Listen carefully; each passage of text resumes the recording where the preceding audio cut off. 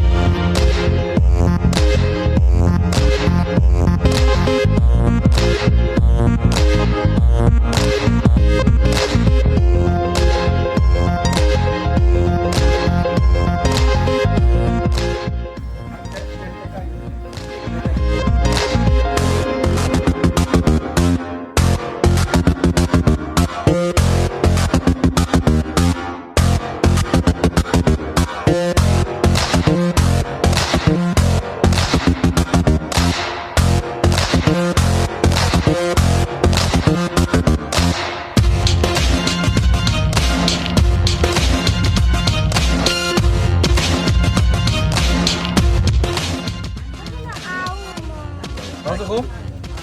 Und nimmt den Finger abziehen.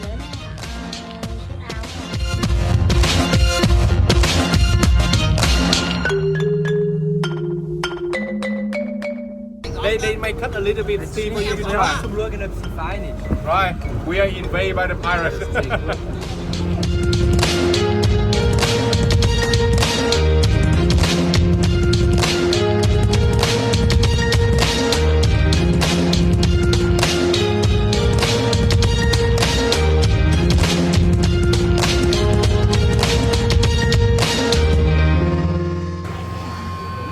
Schau, jetzt sind wir jetzt nachher an der Papi und nicht gestern die Röhrchen gehabt. You wait a little bit. And weiter. Sie da. Nicht anlangen, Kind, ja? Mal lange. Rồi, em cảm ơn chị.